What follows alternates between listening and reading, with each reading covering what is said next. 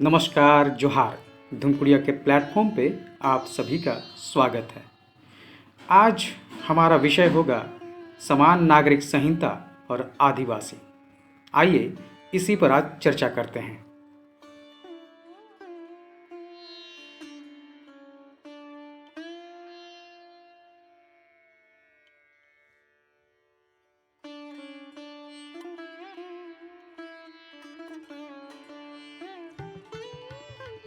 समान नागरिक संहिता में मुख्य पहलू होते हैं विवाह, तलाक, गोद लेने एवं उत्तराधिकार जैसे व्यक्तिगत एवं सामुदायिक विषयों से संबंधित कानून।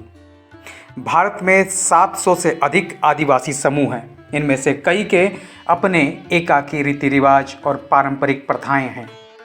विधि आयोग की 2018 की रिपोर्ट में इस बात पर प्रकाश डाला गया था कि कुछ समूह जैसे कि असम में खासी और जयंतिया, साथ ही बिहार उड़ीसा के मुंडा उरांव प्राचीन प्रथागत कानूनों का पालन करते हैं। उत्तराधिकार का, जिसे प्रस्तावित यूसीसी में ध्यान रखना होगा, कई समुदायों के अपने विशेष कानून हैं।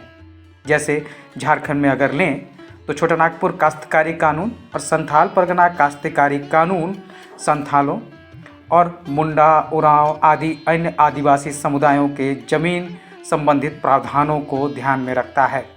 उसके उत्तराधिकार संबंधित प्रथाओं को भी इसमें शामिल किया गया है।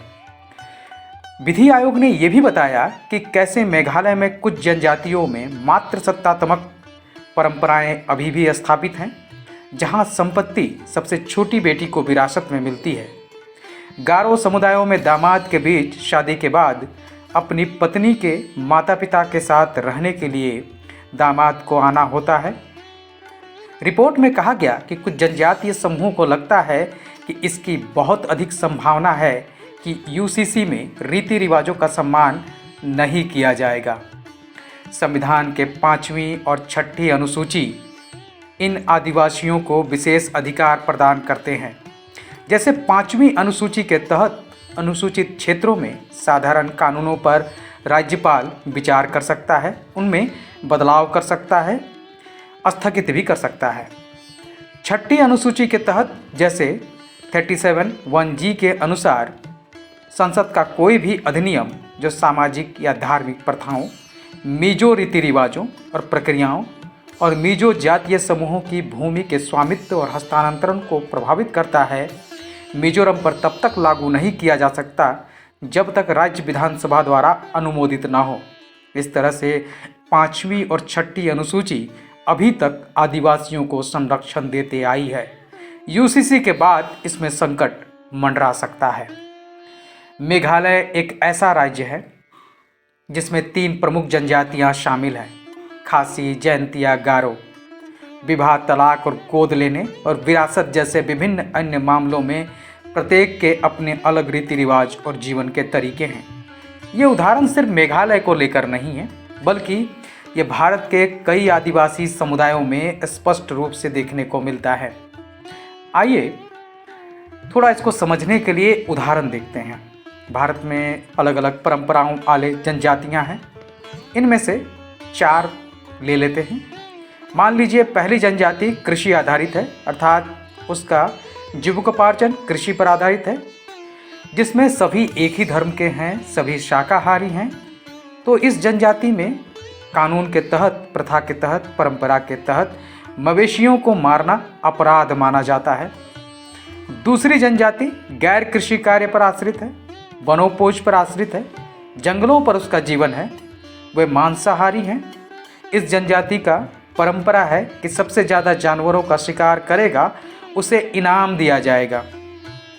कई जनजातियां ऐसी हैं जिनमें युद्ध अपनी परंपरा में रही है, इसलिए महिलाओं की तुलना में पुरुषों की संख्या उनमें कम है।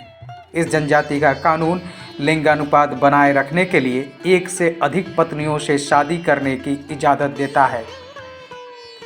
चौथी जनजाति के रूप में हम लोग ले सकते हैं उन समूहों को जहां पुरुषों की तुलना में महिलाओं की संख्या अधिक है।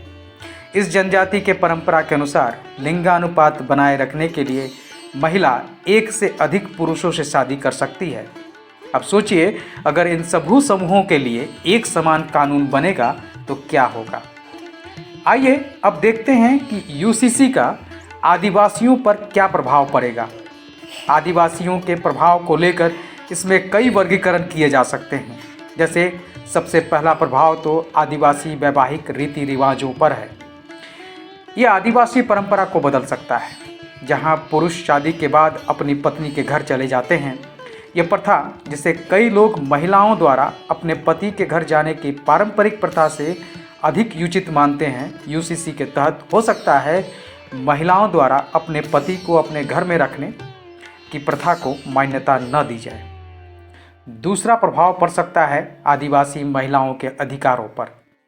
आदिवासी महिलाओं को अपने समुदायों में महत्वपूर्ण अधिकार प्राप्त है। जैसे कुछ आदिवासी जनजातियों में पत्नी समुदाय के परामर्श से विवाह को समाप्त करने का विकल्प चुन सकती हैं। समान नागरिक संहिता के तहत इन अधिकारों को खतरा हो सकता है। तीसरा प्रभाव आदिवासी संपत्ति अधिकारों पर पड़ सकता है। कुछ आदिवासी समुदाय मातृवंशीय विरासत का पालन करते हैं, जहां संपत्ति बेटों के बजाय बेटियों को दी जाती है। इस अनूठी परंपरा को यूसीसी में शामिल नहीं भी किया जा सकता है। वहीं कुछ समुदायों में बेटों को देने की प्रथा है। समान नागरिक संहिता जहां महिला और पुरुषों को एक समान अधिकार दे सकती है, वहां इस तरह की अनूठी परंपराएं जो एक पक्षीय हैं प्रभावित हो सकती हैं।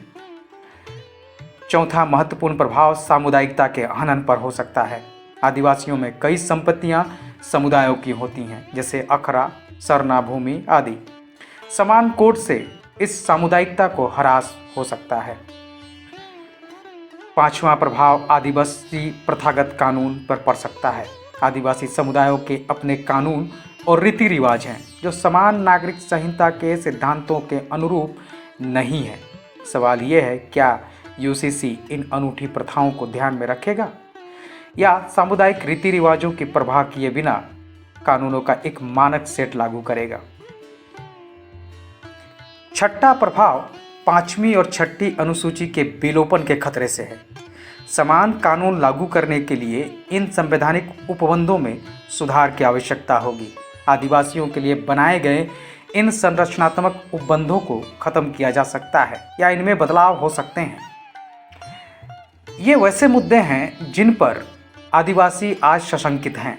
इनको यूसीसी के तहत में विचार करने के लिए रखा जाना चाहिए। आइए कुछ और मुद्दों पर गौर करते हैं, जैसे पारंपरिक रीति रिवाज। यूसीसी आदिवासियों या खासी जैसे विभिन्न आदिवासी समुदायों के अद्वितीय रीति रिवाजों पर विचार नहीं भी कर सकता है, जैसे मातृ स्थानीय निवास या मातृ सत्तात्मकता पर हो सकता है यूसीसी ध्यान न दे। भाषा संबंधी मुद्दे, क्योंकि भारत में 22 भाषाएं ही सरकार द्वारा अधिसूचित है, जबकि जनगणना के अनुसार 19,000 से अधिक मातृबोलियां हैं। लिंग्विस्टिक सर्वे में भी 600 से ज़्यादा मातृभाषाओं को चिन्हित किया गया है। तो ये एक मुद्दा हो सकता है कि आखिर भारत में यूसीसी के तहत या सरकार द्वारा किन भाषाओं को जगह दी जाए। ये जरूर एक सराहनीय काम है कि नई शिक्षा नीति के तहत में मातृभाषा को अधिक महत्व दिया गया है। तीसरा महत्वपूर्ण मुद्दा हो सकता है जातिगत असमानताओं से निपटना। जातिगत असमानताओं और भेदभाव को पर्याप्त रूप से संबोधित नहीं भी कर सकता है, तब हाशिए पर रहने वाले समूह उचित सुरक्षा के बिना रह जाएंगे। एक देश एक कानून की अवधारणा क्या हाशिए पर रहने वालों को संरक्षित करने का मौका देगी? चौथा महत्वपूर्ण मुद्दा है धार्मिक और नागरिक पहचान के बीच संघर्ष। कई अधिकार ऐसे हैं और परंपराएं हैं जो धार्मिकता और नागरिक के व्यक्तिगत पहचान को मिश्रित अवस्था पर ले आते हैं, अर्थात संक्रमण की स्थिति। जैसे विवाह व्यक्तिगत एक अधिकार भी है और वो धार्मिकता की पहचान भी है। यूसीसी नागरिक कानून के साथ सामंजस्य बिठाने में कितना सफल होती है, यह देखने वाली बात होगी। एक महत्वपूर्ण मुद्दा बहुसंख्यकवाद थोपने का भी है। अल्पसंख्यक समुदायों, आदिवासियों, इन सबको लगता है कि यूसीसी में बहुसंख्यक के रीति रिवाजों को अल्पसंख्यकों पर थोपा जाएगा। उदाहरण के लिए विवाह, विरासत, अलग अलग रीति रिवाज वाले समुदायों को कम राष्ट्रवादी के रूप में देखा जा सकता है। ये एक महत्वपूर्ण मुद्दा हो सकता है कि आखिर कैसे इन आशंकाओं पर विराम लगाया जाए। तो आखिर किया क्या जा सकता है, आइए उस पर भी गौर करते हैं। आइए देखते हैं कि आखिर इसमें किया क्या जा सकता है। पहला, यूनिवर्सल सिविल कोड भारत की विविधता का सम्मान करे। इसमें विभिन्न समुदायों के अनूठे रीति रिवाजों और परंपराओं का ध्यान रखा जाए। उसमें एक अलग वर्ग इसके लिए बनाया जा सकता है। दूसरा, अपनी भाषा में बोलने का अधिकार एक नागरिक अधिकार बनाया जा सकता है, इसको मान्यता दी जानी चाहिए। तीसरा, यूसीसी को जातिगत असमानताओं और भेदभाव को संबोधित करने और सुधार की ज़रूरत है। इसे धार्मिक और नागरिक पहचानों के विवाद को ध्यान में रखकर देखा जाना चाहिए, जैसे विवाह जैसे व्यक्तिगत निर्णयों के संबंध में। चौथा, ये महत्वपूर्ण होगा कि यूसीसी को बहुसंख्यकवादी न बनाया जाए। पांचवा, नागरिक संघर्ष के जोखिम से बचने के लिए समानता को बढ़ावा दिया जाना चाहिए। अगर वर्तमान में हम लोग देखें तो जीएसटी हो या ऐसे कई कानून जो वर्तमान में पूरे देश के लिए लागू किए गए हैं, उसमें ऐसा नहीं रहा है कि उसको एक साथ एक ही समूह के लिए या एक ही समूह की अवधारणा पर लागू कर दिया गया हो। जीएसटी में भी जहां बात होती थी एक देश एक कर की, वहां कई स्लैब इसमें बनाए गए। उसी तरह से यूसीसी में भी जो आशंकित समूह हैं उनको संरक्षण का वर्गीकरण किया जा सकता है। उनको एक संरक्षण के तहत में कुछ विशेष अधिकार दिए जा सकते हैं। यूसीसी जिन लाभों को लेकर बनाए जाने का विचार है, उसके साथ इस बात का ध्यान रखना बहुत ज़रूरी होगा कि भारत की विविधता का भी सम्मान किया जाए। धन्यवाद।